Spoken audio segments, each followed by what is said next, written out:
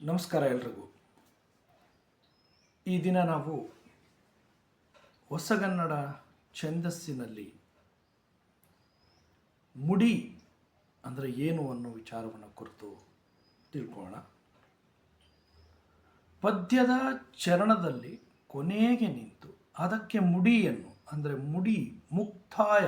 ಮುಕ್ತಾಯವನ್ನು ಕೊಡುವಂತಹ ಒಂದು ಅಕ್ಷರವೇ ಮುಡಿ.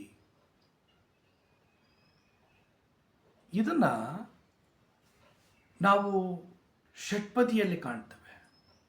ಮೊದಲು ಹಳೆಗನ್ನಡಕ್ಕಿದ್ರು ಮೂಲ ಹುಡ್ಕೊಂಡು ಹೋದರೆ ನಾವು ಅಂಶ ಷಟ್ಪದಿಯಲ್ಲಿ ಕೊನೆಗೆ ಒಂದು ರುದ್ರಗಣ ಬರುತ್ತೆ ಅನ್ನುವಂಥದ್ದು ನಾವು ಕೇಳಿದ್ದೀವಿ. ಅಂದರೆ ವಿಷ್ಣುವಿನ ಮೇಲೆ ಒಂದು ಅಂಶ ಬರುತ್ತೆ, ಆ ಅಂಶವೇ ಮುಡಿ.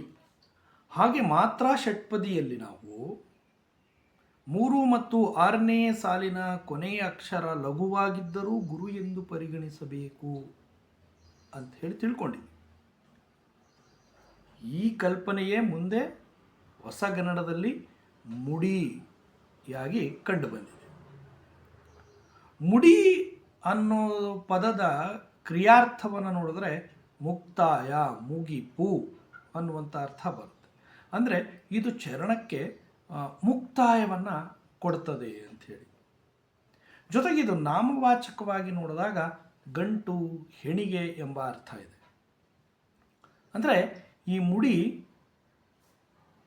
ಹೇಗೆ ಒಂದು ಪದ್ಯ ಹಲವು ಗಣಗಳ ಹೆಣಿಗೆಯಾಗಿರ್ತದೋ ಅದೇ ರೀತಿ ಇದು ಕೂಡ ಒಂದು ಗಣದಷ್ಟು ಮಹತ್ವವನ್ನು ಪಡ್ಕೊಂಡಿರ್ತದೆ. ಉದಾಹರಣೆಗಳಲ್ಲಿ ನೋಡೋಣ. ನಾವು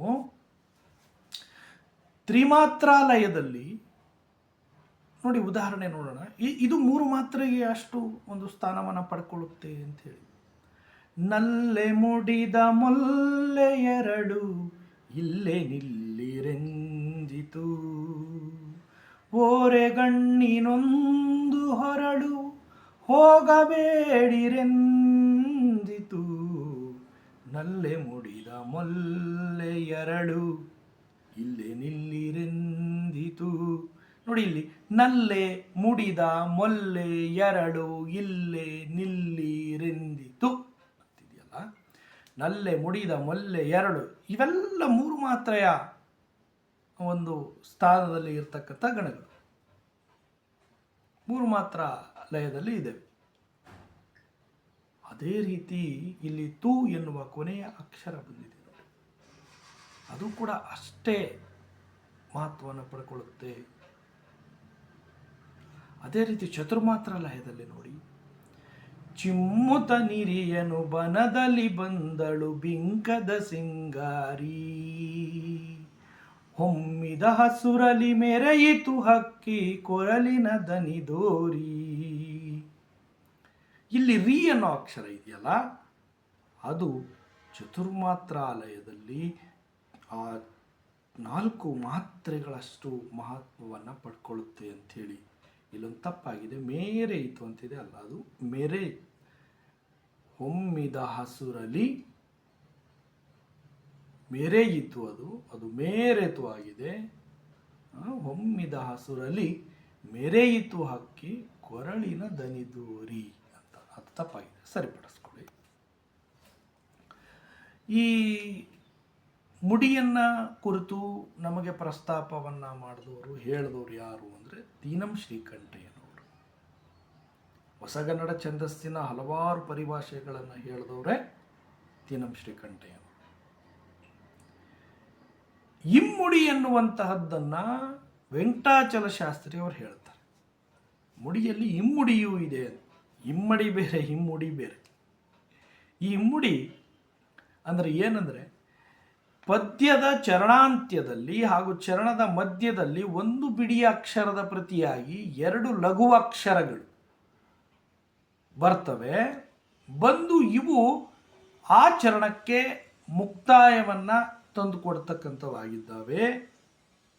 ಇವು ನಾವು ಹಲವು ಕವಿತೆಗಳಲ್ಲಿ ಹೊಸಗನ್ನಡದಲ್ಲಿ ಕಾಣ್ತೇವೆ. ಇವನ್ನ ಇಮ್ಮುಡಿ ಅಂಥೇಳಿ ಕರಿಬೇಕು ಅಂಥೇಳಿ ಡಾಕ್ಟರ್ ಟಿ ವಿ ವೆಂಕಟಾಚಲ ಶಾಸ್ತ್ರಿಯವರು ತಮ್ಮ ಛಂದಸ್ವರೂಪ ಕೃತಿಯಲ್ಲಿ ಹೇಳಿದ್ದಾರೆ. ಒಂದು ಅಕ್ಷರದ ಬದಲಿಗೆ 2 ಅಕ್ಷರಗಳು ಬರ್ತವೆ ಕೊನೆಗೆ, ಇದೆ ಇಮ್ಮುಡಿ ಅಷ್ಟೇ, ಇನ್ನೇನಿಲ್ಲ ಅದರಲ್ಲಿ. ಅದು ಉದಾಹರಣೆಯನ್ನು ಕೂಡ ಒಂದು ನೋಡ್ಬಿಡೋಣ. ಕೆರೆಯ ಜಲದಿ ಮೀಯುವೊಡೆ ಮಲೆಯ ತುದಿಗೆ ಮನವೆ ನಡೆ. ಕೆರೆಯ ಜಲದಿ ಮೀಯುವೊಡೆ ಮಲೆಯ ತುದಿಗೆ ಮನವೆ ನಡೆ. ಈ ಒಡೆ ಮತ್ತು ನಡೆ ಅಂತ ಇದ್ದಾವಲ್ಲ, ಇವುಗಳನ್ನೇ ನಾವು ಮುಡಿ ಅಂತ ಹೇಳಿ ಕರೆತಕ್ಕಂಥದ್ದು.